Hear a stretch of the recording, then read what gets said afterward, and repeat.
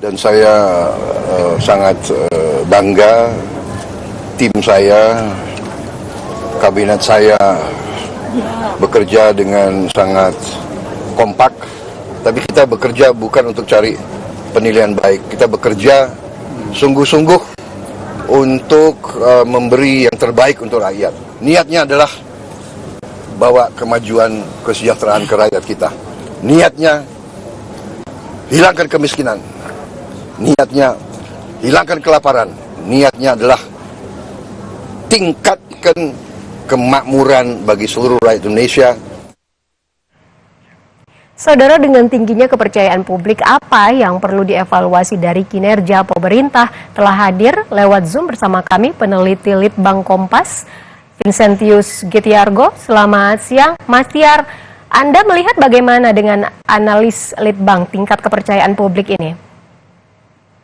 Ya, kita melihat tingkat kepercayaan publik yang tinggi ini, pertama ini sebagai harapan besar ya, menyambut pemerintahan baru.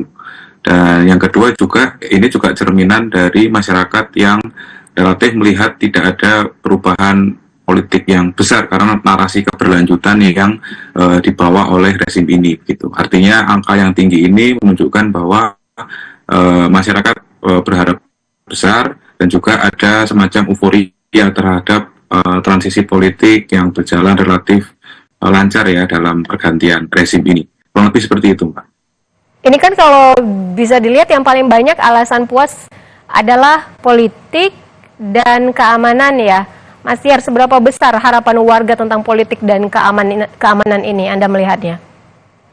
Ya, kembali lagi sebenarnya ini juga masih menjadi konfirmasi ya dari hipotesis bahwa memang resistensi politik dari masyarakat itu cukup rendah sehingga membuat kepuasan itu tinggi gitu.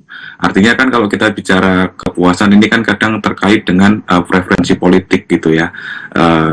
Nah kalau memang angka kepuasannya ini tinggi dan ketika kita cross dengan beberapa pilihan politik, preferensi politik itu tidak ada resistensi yang menonjol, artinya memang situasi saat ini pemerintah ini memang cukup solid untuk menghadapi tekanan gitu ya, termasuk dari publik yang menunjukkan penerimaan relatif tinggi. Ada kemungkinan tidak tingkat kepercayaan publik ini menurun? Kalaupun misalkan ada, biasanya itu karena faktor apa? Ya, kalau kita lihat ini dalam konteks 100 hari pertama dalam tanda kutip mungkin bulan madu antara rakyat dengan pemerintah begitu ya. Nah, tinggal nanti bagaimana kita melihat di waktu-waktu ke depan begitu. Apakah memang narasi keberlanjutan dan juga program-program khas yang dijanjikan oleh pemerintahan Prabowo Gibran sewaktu kampanye misalnya itu benar-benar terwujud gitu.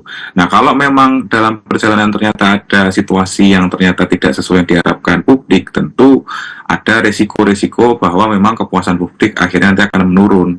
Nah artinya ini kembali lagi ke posisi pemerintah gitu ya, menanggapi apresiasi publik ini bagaimana, apakah membawanya kepada situasi yang makin baik atau malah tidak mengevaluasi secara mendasar beberapa catatan yang diberikan oleh publik juga gitu. Kalau melihat seperti yang Anda katakan tadi, jika melihat dari program-program yang diusung pada saat kampanye lalu apakah program makan bergizi gratis, Anda melihatnya ini benar-benar dianggap responden sangat baik atau bagaimana? Ya memang kalau kita lihat secara spesifik, kita lihat ternyata memang makan bergizi gratis salah satu program khas pemerintahan ini masih mendapatkan catatan ya. Kalau dari hasil survei ini angkanya di kisaran 66%, padahal di indikator-indikator yang lain muncul penilaian 80% gitu yang baik. Nah artinya memang masih ada catatan kritis dari publik melihat bagaimana makan siang bergizi gratis ini akan jalankan strukturnya bagaimana, mekanisme di lapangan seperti apa, dan apakah pemerataan ini juga akan terjadi. Nah itu yang perlu dievaluasi dan dilihat oleh pemerintah, begitu Mbak. Kalau dibandingkan ketika Jokowi akhir kemarin, trennya kan ini naik, apa yang membuat publik yakin, Mas Tiar? Ya kembali lagi ke persepsi, ini kan kita bicara persepsi ya, persepsi publik itu kan dibangun dari sisi termasuk eksternal gitu ya.